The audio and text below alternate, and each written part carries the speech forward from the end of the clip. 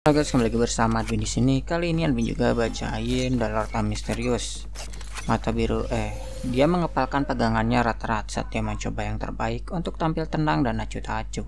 Baru ketika pria kursi itu menghadapi sepenuhnya, barulah Glenn menyentakkan dagunya ke arah pintu dengan lembut. Dia berkata, "Tuan, ayo kita ke bawah ini keluar.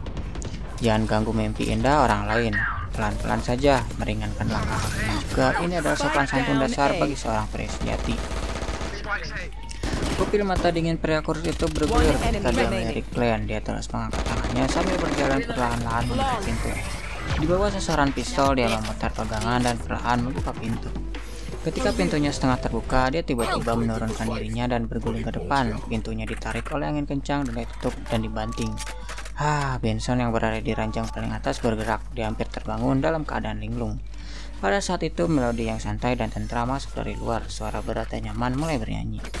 Oh, ancaman pengerian, harapan, tangisan merah tua. Setidaknya ada satu hal yang pasti, bahwa kehidupan ini akan berlalu. Satu hal yang pasti dan sisanya adalah kebohongan.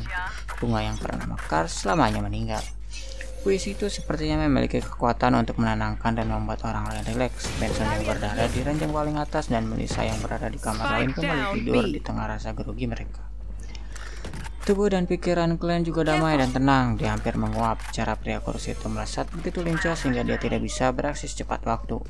Melihat ke pintu yang tertutup, dia tersenyum dan bergumam pada dirinya sendiri.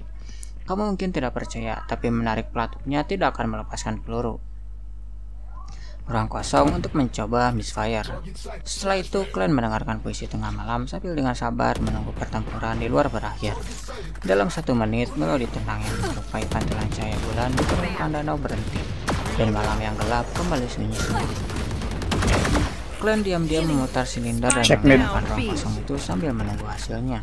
Dia dengan gelisah menunggu selama 10 menit. Saat dia bertanya-tanya apakah dia harus menyelidikinya, dia mendengar suara Smith yang tenang dan hangat dari pintu. Sudah beres.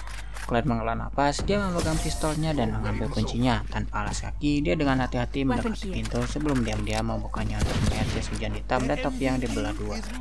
Dan Smith berdiri di sana dengan mata abu-abunya yang dalam dan tenang. Dia menutup pintu di belakangnya dan mengikuti Dan ke ujung koridor dan berdiri di tengah cahaya bulan merah yang lemah. Butuh beberapa waktu bagiku untuk memasuki mimpinya, kata Dan dengan tenang sambil menatap bulan merah di luar jendela. Apa kamu tahu latar belakangnya? Glenn merasa jauh lebih lega dan mengangguk dan berkata, sebuah organisasi kuno yang dikenal sebagai Orde Rahasia. Mereka didirikan pada zaman keempat dan berhubungan dengan Kekaisaran Solomon dan sejumlah bangsawan yang gugur pada masa itu.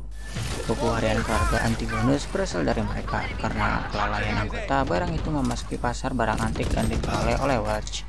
Mereka tidak punya pilihan lain selain mengirim orang untuk mencarinya. Tanpa menunggu pertanyaan Glenn, dia berhenti sejenak sebelum melanjutkan.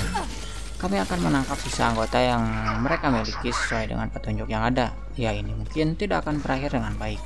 Orang-orang ini pandai bersembunyi seperti tikus di selokan, tapi paling tidak mereka akan percaya bahwa kita mungkin mempunyainya, memperoleh buku catatan keluarga Antigonus atau kita telah memperoleh petunjuk. Dalam hal ini, selama itu bukan sesuatu yang sangat krusial atau penting, mereka akan menghentikan operasinya. Itulah filosofi mereka dalam bertahan hidup. Bagaimana jika buku catatan itu sangat krusial dan penting? Tanya Glenn dengan cemas dan tersenyum tanpa jawaban sebaliknya. Dia berkata, kami hanya tahu sedikit tentang Orde Rahasia. Kesuksesan kami kali ini adalah berkat kecerdasanmu yang tajam. Kontribusi ini sepenuhnya milikmu. Mengingat kemungkinan bahaya yang tersembunyi dan bagaimana persepsi yang tinggi.